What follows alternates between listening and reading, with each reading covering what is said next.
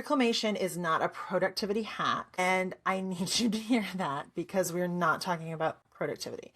We are talking about time reclamation. It is an act of self-sovereignty. It is you deciding at the level of your values and not just your calendar that your life is in fact yours and your hours are yours and you get to choose with full awareness and full permission how you spend them. Welcome to the Glow Up Revolution podcast, a podcast for overgivers, overachievers, and the strong ones in the room. We discuss everything from neuroscience-based burnout prevention to magic spells we can cast for upcoming job opportunities and everything in between. Welcome. Sit back, relax, and enjoy. Hey, Glowies. Welcome back to the Glow Up Revolution podcast. I'm your host, Megan Winkler. Today, we're talking about reclaiming your time unapologetically. Ooh, how did that feel? How did that feel? Well, let me ask you another question. When's the last time you did something just because you wanted to? Not because it was on a list or because it would help your business or impress somebody or because like your partner wanted you to do it or your kids wanted you to do it or not to prove that you had your shit together.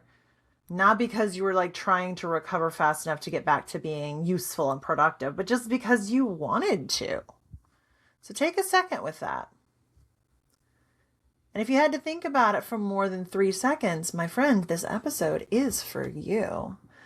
If your first instinct was to laugh about it, this episode is really for you. And if you felt a little sting behind your eyes or just like a little bit like, oh, in your chest, stay with me. You're gonna go somewhere really important with me today. Okay. We're talking about time today, but we're not talking about time management. We're talking about your time, the hours of your life, not the productivity attached to them, but the resource that is irreplaceable and that might be taken sometimes relentlessly by other people or handed over to other things and left you saying things like, no, it's fine. It's fine. So we're going to talk about why that happens. We're going to talk about what it costs you and what it actually looks like to start taking your time back without an apology. Okay. And also like not someday, right now, today. Okay. Not when things calm down, not when things get a little less crazy, today. Okay. So let's talk about this. And this might seem a little weird, but your time has been colonized. And I'm using that word really intentionally. Colonization isn't just a historical political concept, although it is. It is also a larger pattern. It is a systemic taking of resources from people who were told in 1,000 different ways that those resources weren't really theirs to begin with. For women, it looks vastly different than it does for marginalized communities. Okay, so we are not talking about the colonization by white supremacists or by imperialistic forces.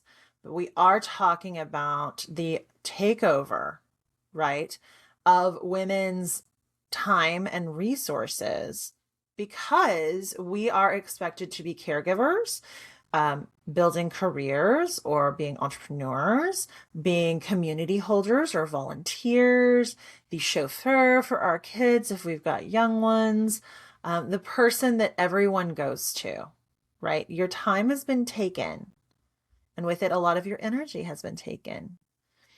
And consistently, because, and I know I can say this because I've been there, we just basically go along with it, right? And the people who violate our boundaries will say things like, thanks so much for being flexible. Thanks for all your support.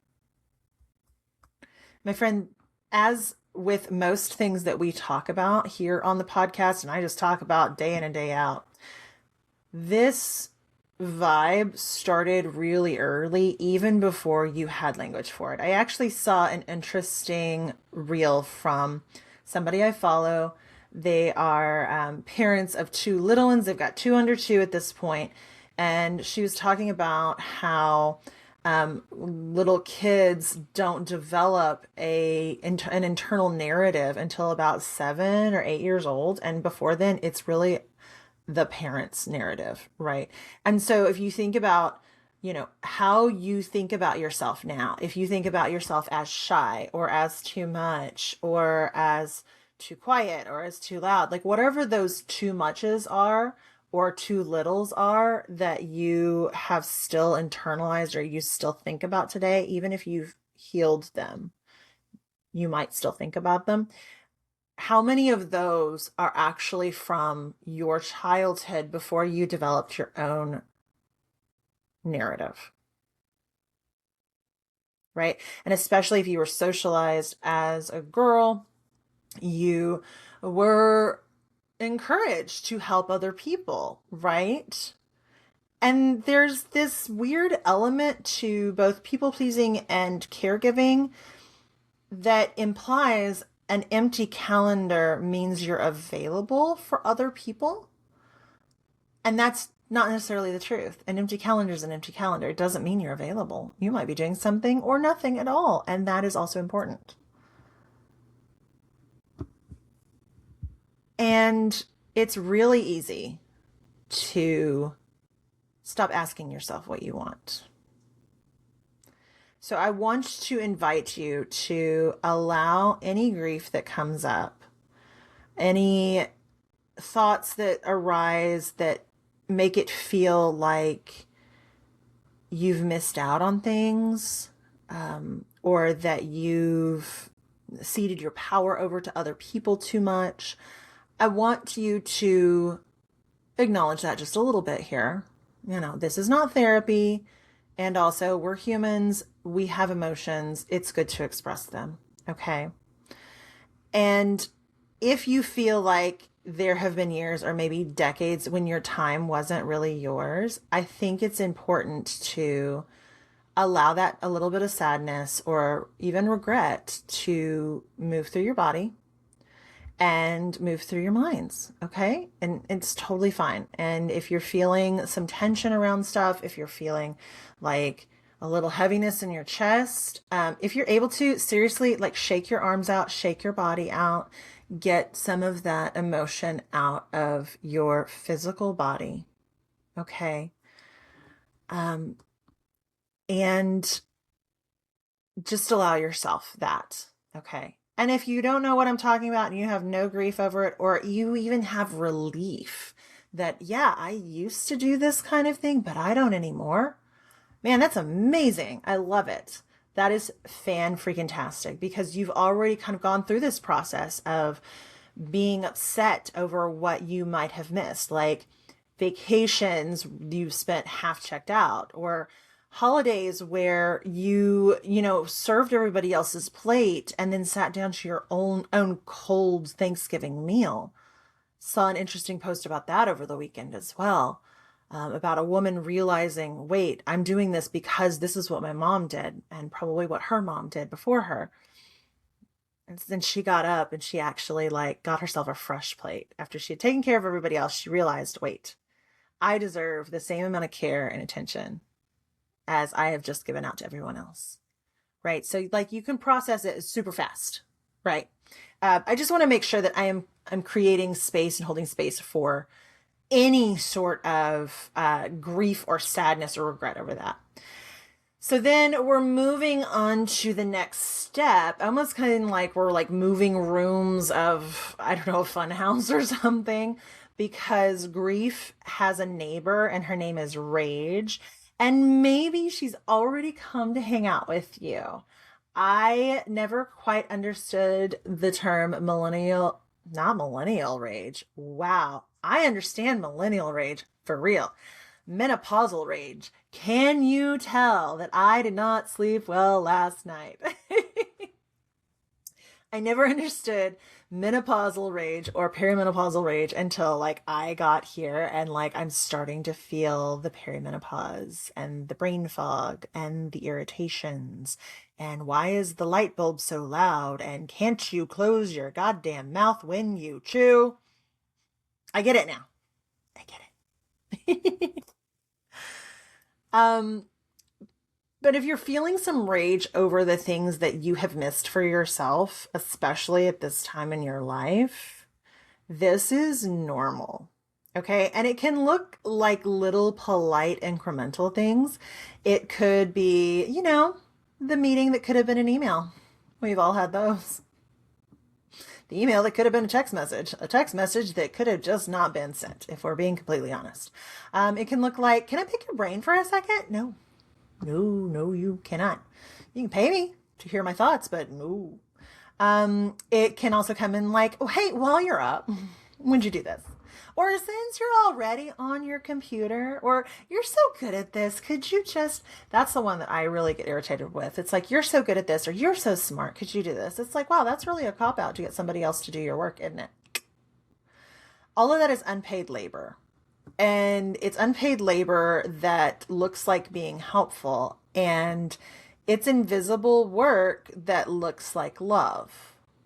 Okay, so listen to that again. It's unpaid labor that looks like being helpful, and it's invisible work that looks like love. And if you are irritated at that, I get it. Because that kind of service, that kind of emotional labor is something you get rewarded for. You could call dependable, a team player, the smart one in the room, the good mom, a good friend, a good employee, a good person. And all of that appreciation doesn't hide the fact that you're giving your time and energy away because it's expected, almost as if it's a communal resource, almost as if it's something everyone is entitled to, sometimes without your full consent. Because really, if you're just kind of going along with it, that's not consensual. And this can happen repeatedly, right? So if you are irritated, frustrated, or even enraged by this, honey, you're in the right place. You are in the right place. So the thing about reclaiming your time is that there's this second wave of grief. So we've gone through some grief, we've gone through rage and anger, frustration, and now we're like grief again because there's this guilt too of, oh my God, like, am I a bad person for wanting more? So yeah, you realize that you gave away a lot of years or even just a lot of months. Um, And the people around you are going to be confused because they're going to say you changed. And to be fair, you have changed. If your regret over missing things, around putting yourself last or behind people around you, that then turns into frustration, irritation, even rage. And then you say, you know what? I'm reclaiming my time. I'm resetting my boundaries. People around you are going to say you changed, or they're going to feel like you've changed. Okay. Because you are done being palatable. Let me pick the right word. Done being palatable for the people around you. You are done people pleasing. You are done bending over backwards. I mean, I see this with my clients all the time. They're just like, I'm done people pleasing. I'm just done. It's not getting me anywhere. And I, of course, have to quote my favorite musician, Florence Welch, Florence and the Machine. In one of her new songs, she says, I've tried to be good, but it didn't keep me safe like you told me it would. I'm tired. I'm done being good. I'm done being a good girl. Okay. A lot of my clients get this point. I've got to this point. I've got to like another point, right? So there is like this kind of challenging guilt that goes with it. there's this second guessing that you might be doing as well, to be like, is this really me? Am I just mad? Am I just burnt out?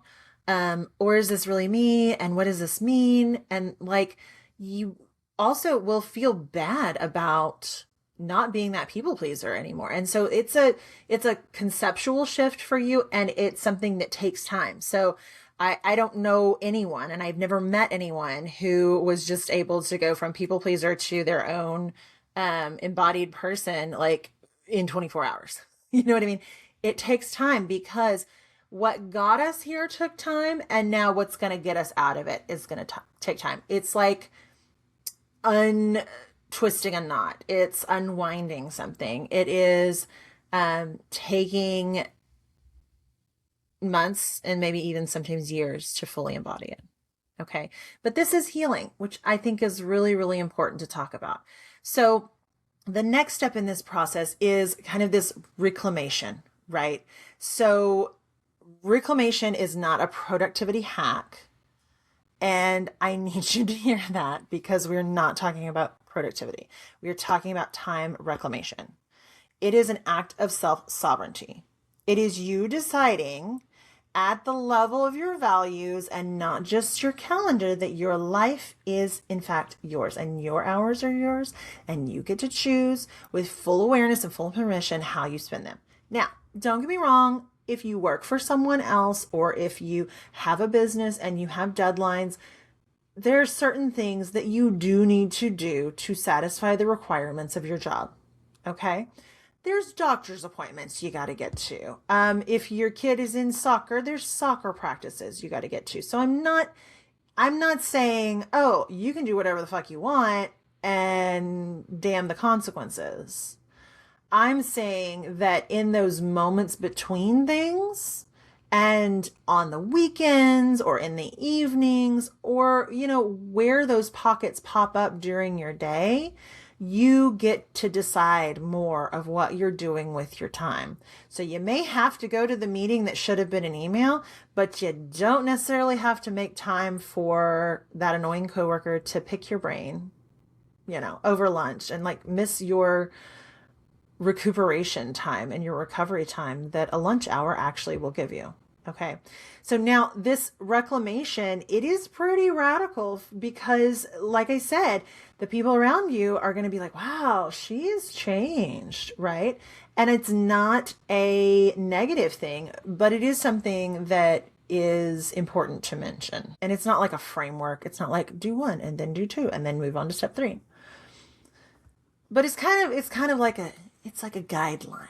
We're going to pretend we're pirates from Pirates of the Caribbean. It's guideline more than rules. So the first one is to name what's been taken. So you're not punishing anyone. You're not blaming anyone. And I would encourage you to release as much guilt around this as possible. And maybe it's something you take to a therapist. Where in your life is your time going out without your full conscious yes, is the question that I would encourage you to ask yourself.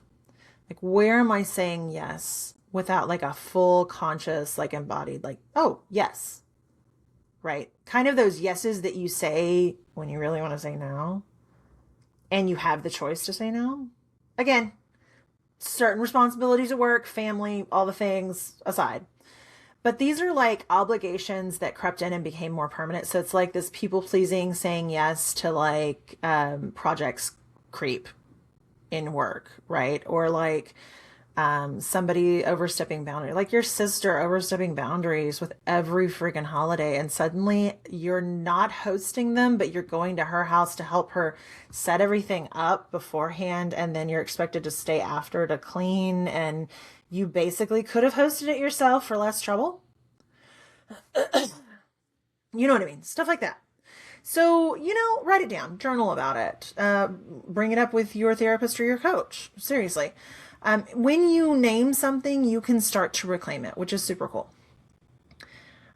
The second thing is to allow that grief or regret or sadness or frustration to happen. Okay? Allow that to express itself. One of the things that I like to do is I actually have a vibration pad, and it will shake my whole body. And that gives my physical body the chance to release these emotions, any emotion, right? So when we are acknowledging the emotions we're feeling and then we're doing something to move it out of our body, we are completing a stress cycle. Okay. If you do not release some of this stuff before you start strategizing, you might overcorrect, you might overgive, or you might crumble when someone pushes back. Okay. So it might be a good idea to really sit down and journal out and really think about like your feelings around everything, where you want to start reclaiming some of your time, where you need to make some shifts. And again, none of this is like overnight. And none of this is me saying, go quit your job and divorce your spouse and move to Hawaii. Okay. I'm not saying that. I am saying if you want to reclaim your time, you got to figure out what the emotions are around it. And you got to figure out where you want to reclaim that time. The next one is to find your non-negotiables, right? So as you're looking at, how you're going to reclaim the time, the emotions around it, all that, like what are your non-negotiables? One of my non-negotiables is a morning walk with Shruti. It just is. Keeps her sane. She got to go check all her P-mail and her notifications. It keeps me grounded. It helps me get out in the sunshine or even the rain. I'll put a big old floppy hat on and we'll go walk in the rain. But it gets me in nature. It gets me away from my phone. It starts our morning nice and fresh. That is a non-negotiable. If someone would like to join me from my household, they are welcome to, but I'm going. So what are the non-negotiables for you? Okay, so for some people, it's a quiet morning. For others, it's like an in-depth nighttime routine. Others, it's creative practice. For you, it might be like, your yoga classes each week, whatever it is. Like, that's your time. And I want you to be so committed to reclaiming time for those non-negotiables that nobody around you questions it. That if, kids are like, Mom, I need thing, your spouse goes, Mom's going to go do this thing. And, this is her time. Leave her alone. Okay. The next one is stop over explaining your no. So we've all heard no is a complete sentence, and that is so much easier said than done. Okay. We have really been trained to justify our boundaries, justify our no's, all of that. And we kind of approach boundaries sometimes as if they're like a request for approval versus an actual boundary, right? Saying something like, I can't make it because I have a conflict is enough. You don't have to go in depth on that. You could say, I can't make it because I am at capacity. I can't make it because I can't make it. I can't make it. No, I am not interested. Man, nothing lands harder, especially with a door-to-door solicitor, as I'm not interested, and just letting it sit there because they're not used to that. They're used to the over-explaining, the equivocating, because then they can find a way in. And I'm telling you, people in our lives, they will find ways in when we are over-explaining. So practice saying less. Be a little Miranda Priestley about it. That's all. That woman can just, oof. Meryl Streep drops that line. I love it. It's amazing. And then finally, expect pushback. So if you expect the pushback, you're not expecting the worst from anybody. You are just expecting basic human nature. Okay. And decide ahead of time that it's okay for someone to push back. Okay. You're reclaiming your time. Some people in your life may not like it. They've really benefited from your availability, and your change is disrupting part of their system. Okay. So whether they consciously or subconsciously, experience this and realize it, they were going to try to pull you back. Not because they don't love you or they don't support you, but because it's like, wait, this is how my life, my system works. Okay. They're not bad people. They're just needing to adjust to a change that they didn't expect yesterday, basically. Decide right now that a pushback is survivable. Decide right now that a pushback does not mean the person hates you. And I'm sending a whole lot of love to anyone who's listening that has rejection sensitivity disorder, because that can be really, really hard to survive those pushbacks, to navigate those pushbacks. And so if you feel like you're spiraling, please remember that their discomfort is not evidence that you've done anything wrong.